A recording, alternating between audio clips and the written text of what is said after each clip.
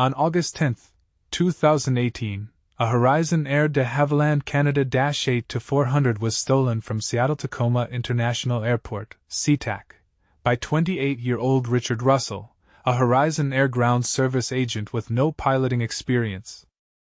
After Russell performed an unauthorized takeoff, 2 McDonnell Douglas F-15 Eagle fighters were scrambled to intercept the aircraft. SeaTac Air Traffic Control made radio contact with Russell, the sole occupant, who described himself as a broken guy. Got a few screws loose, I guess. About 1 hour and 15 minutes after takeoff, Russell successfully executed a barrel roll before purposely crashing the aircraft on the sparsely populated Ketron Island in Puget Sound with the intent to commit suicide. There were no injuries or fatalities in the surrounding area, except for Russell, who was the sole fatality. The aircraft was a Bombardier Q400, owned by Horizon Air, and operating for Alaska Airlines, MSN 4410, registered as N449QX, and built by Bombardier Aviation in 2012. It was equipped with 2 Pratt & Whitney PW150A engines. It landed at Seattle-Tacoma International Airport at 13:35 local time the afternoon of the incident. After an in-service flight from Victoria, British Columbia, it was not scheduled to fly again that day. The aircraft was stolen from Plane Cargo 1 at the north end of SeaTac Airport and maneuvered to runway 16C via taxiway. Seattle Tower tried several times to get the pilot of the aircraft to identify himself but received no response. A nearby Alaska Airlines jet on the ground reported that the aircraft began a takeoff roll with its wheels smoking, and an unauthorized takeoff was made at 19:32 local time, 2:32 Universal Time Coordinated, August 11th. In response, 2 McDonnell Douglas F-15C Eagles of the Oregon Air National Guard's 142nd Fighter Wing under the command of NORAD were scrambled at around 2015 local time from Portland Air National Guard Base to intercept it. Both were armed with AIM-9 Sidewinder and AIM-120 AMRAAM air-to-air missiles and reached supersonic speeds, which generated sonic booms on the way to the Puget Sound area. A KC-135R Stratotanker refueling tanker was also scrambled from Fairchild Air Force Base to support the F-15 flight. Flights in and out of SeaTac Airport were temporarily suspended. Seattle-Tacoma Air Traffic Control, ATC, maintained radio contact with the occupant. The transmissions were quickly recorded and posted on social media websites. The pilot said he was a broken guy, got a few screws loose, I guess. Never really knew it until now. When ATC suggested he land the plane at Joint Base Lewis McChord, the occupant refused. Those guys will rough me up if I try and land there. I think I might mess something up there too. I wouldn't want to do that. He asked ATC if he could get a job as a pilot with Alaska Airlines if he successfully landed the aircraft. ATC said, "They would give you a job doing anything if you could pull this off." To which he replied, "Yeah, right. Nah, I'm a white guy." He spoke of wanting to do a couple maneuvers to see what it can do, and requested the coordinates of an orca that had been brought to national attention, saying, "I want to go see that guy." He stated that he did not want to hurt anyone, and in the final minutes of the communication apologized to his friends and family. Near the end of the flight, the aircraft performed a barrel roll over Puget Sound, recovering approximately 10 feet, 3 meters, above the water. A veteran pilot said the maneuver seemed pretty well executed, without either stalling or pulling the wings off. When an air traffic controller requested he land the plane after this maneuver, he said, "I don't know. I don't want to. I was kind of hoping that was gonna be it, you know?" He added that he wasn't really planning on landing it. The 2 F-15s attempted to direct the aircraft toward the Pacific Ocean and did not fire at it. The Q400 ultimately crashed at 20:43 local time on Ketron Island in Puget Sound, Pierce County, Washington, killing the occupant and destroying the aircraft. A towboat crew was the first to respond. Delayed by the need to wait to catch the Styla Commanderson Island ferry, firefighters from West Pierce Fire and Rescue and other nearby departments arrived on the island about an hour and a half after the crash, where they then contended with the island's thick brush. The fire burned a 2-acre, 8 hectares area but was extinguished by the following morning. No injuries were reported to residents of the sparsely populated island, even though the crash site was close to at least one cabin, which was occupied at the time of the incident. The Pierce County Sheriff's Office thanked the public for its accurate information and acknowledged on August 11 that federal agencies would lead the investigation, primarily the Seattle office of the Federal Bureau of Investigation, FBI. It described the perpetrator, identified as 28-year-old Richard Russell, as suicidal and said his actions did not constitute a terrorist incident.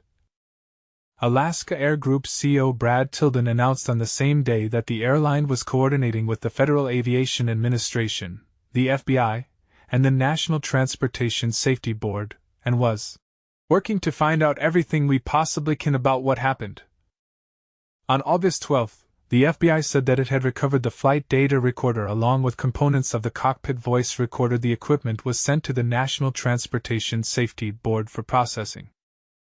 On November 9, the FBI stated that it had completed its investigation. Terrorism was ruled out, and Russell was found to have acted alone. The final descent at Ketron Island was determined to be intentional, and suicide was listed as the manner of death. The FBI stated, interviews with work colleagues, friends, and familia and review of text messages exchanged with Russell during the incident identified no information suggesting the theft of the aircraft was related to wider criminal activity or terrorist ideology. Although investigators received information regarding Russell's background, possible stressors, and personal life, no element provided a clear motivation for Russell's actions. Richard Russell was a Horizon Air Ground Service agent from Sumner, Washington. He had been part of a tow team, which repositions aircraft on the airport apron, for about 4 years. An operational supervisor for Horizon Air described Russell as a quiet guy who was well liked by the other workers. During his communication with air traffic control, Russell made a complaint about wages, stating, "Minimum wage, we'll chalk it up to that. Maybe that will grease some gears a little bit with the higher-ups." Russell was born in Key West, Florida, and moved to Wasilla, Alaska, at the age of 7. From early childhood he was known as Bibo to his friends and family. He attended Wasilla High School, where he wrestled and competed in track and field. He was a hard-hitting football fullback in high school, scoring 6 touchdowns in his senior year, after which he moved to North Dakota to join the football team at Valley City State University. He left for Southwestern Oregon Community College, where he met his wife at a campus crusade for Christ meeting. They married in 2012. Together, they started a bakery in North Bend, Oregon. They sold the bakery in 2015 so his wife could be closer to her family. They settled in Sumner, Washington, and Russell found employment with Horizon Air. He was an avid traveler and attended Washington State University Global Campus. Majoring in social science, he had planned to seek a management position at Horizon Air or become a military officer after receiving his degree. He was active in his church and a leader in the local Christian youth ministry Young Life. Horizon Air CEO Gary Beck stated that, as far as the company knew, Russell did not have a pilot's license.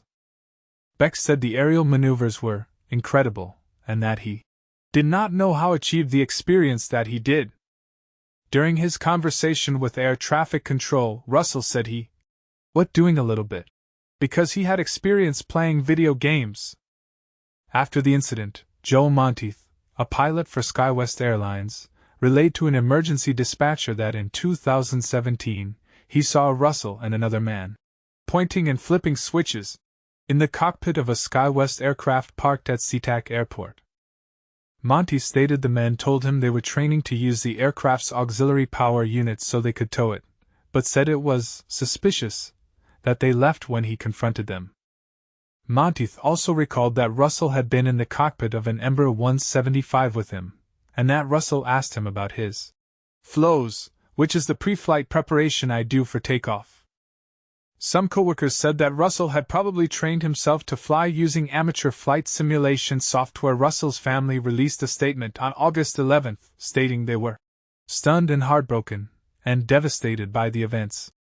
In the days after the crash, cleanup and recovery crews contracted by Alaska Airlines and its insurers removed debris on the island. As of 2019, this cleanup effort was still ongoing, with pieces of aircraft wreckage still being located on the island after the first anniversary of the incident. Residents of the island bore some cleanup costs, and negotiations were initiated for their reimbursement by Alaska Airlines insurers. The aircraft was worth $30 million, which was paid under the company's insurance policy, with no deductibles.